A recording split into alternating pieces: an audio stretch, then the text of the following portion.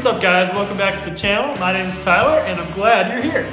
After posting a review of the 2021 Canyon Stoic 2, one of the biggest questions I received was if the stock Suntour fork was any good. So if you want the quickest possible answer to that question, then here it is.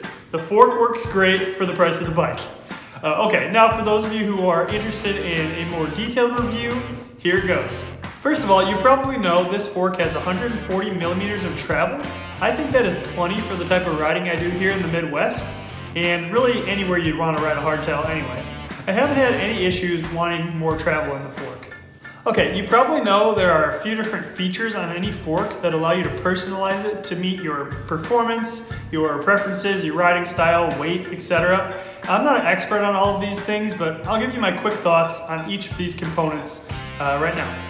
First is the compression damper, or the blue knob or dial on the top of your fork. This can be used on the fly to regulate the force in your fork's travel.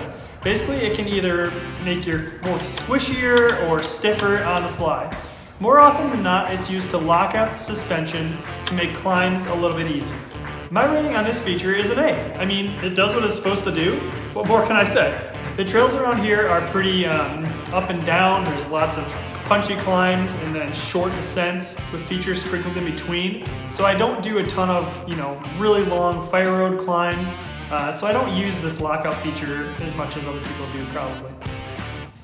All right, the next feature of the fork is the pressure setting, sometimes known as adjusting the sag.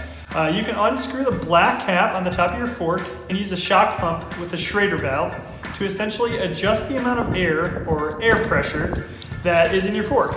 Unlike the damper, you can't do this on the fly as easily and is mainly set to one pressure based on your weight and riding style or preference, and then just left alone. I'm gonna give this feature a B+.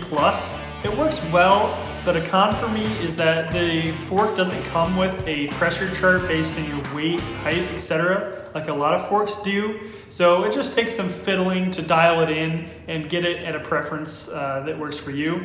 If it helps, I'm 180 pounds, which is, let me look up on my sheet, 81 kilograms, and I have the pressure set at about 90 PSI.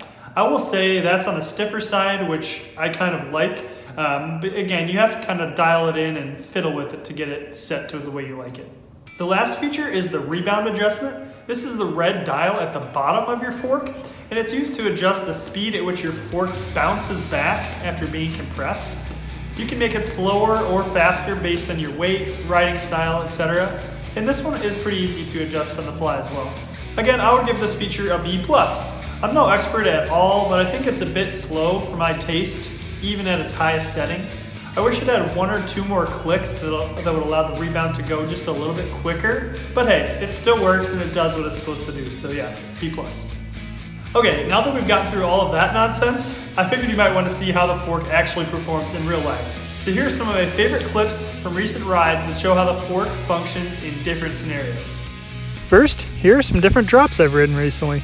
Riding drops has been a blast on this bike, and the landings have been pretty smooth thanks to the fork. I have no complaints about the fork. My only complaint is that I can't go out and ride these drops more often. I'm sorry I didn't capture any slow-mo here so you could see the fork in real time, but I did try to do some freeze framing so you could see a little better. Here's a look at that again.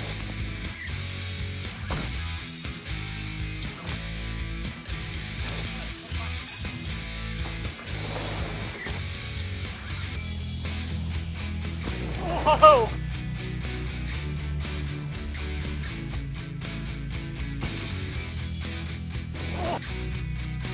Whoa! That was fun. I landed super deep there. Next, here are some different jumps I've ridden. I will say I haven't hit anything huge yet, but so far so good.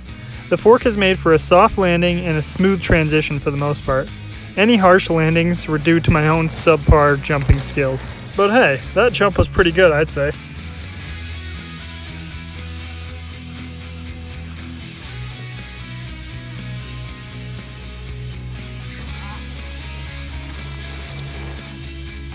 Nice.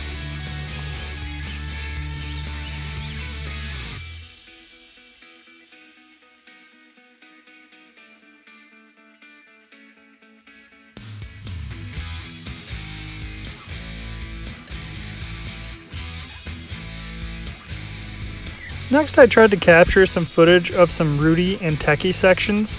We honestly don't have anything too crazy around here, at least that I've found, but I've had fun on everything we do have. I'll say that I still feel pretty rattled going down some of these sections at top speed, but on a hardtail, I don't think the performance could be any better, and honestly, I think it's fun. And just for fun, I took it to my favorite park and did some urban riding. I took it down a few stair sets to see how it felt. I hit these same stairs on my old bike and it was terrifying. On the Stoic, they felt like nothing. Still fun though.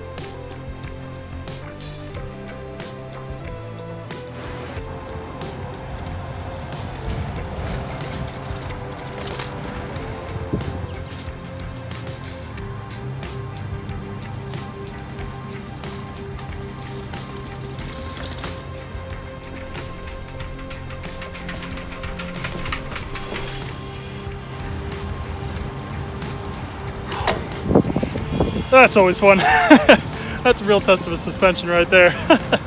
All in all, I would say this fork meets all of my expectations for buying a $1,200 bike. I saved up and was finally able to buy this bike, and I stinking love it. If you're thinking moderate trail rides, moderate jumps, and you just like to have fun, then I would totally recommend this bike, and the fork is not going to hold you back at all. If you're looking for the best fork on the market with the best settings and the cushiest ride possible, well, then you may need to look for a different bike or a different fork. But this one totally works for me, and I'm sure it will work for you too. Thanks so much for watching, guys. Remember, make the most of what you got and enjoy the ride. And subscribe for a free bike. Just kidding. But now that I've got your attention, please consider subscribing. See ya.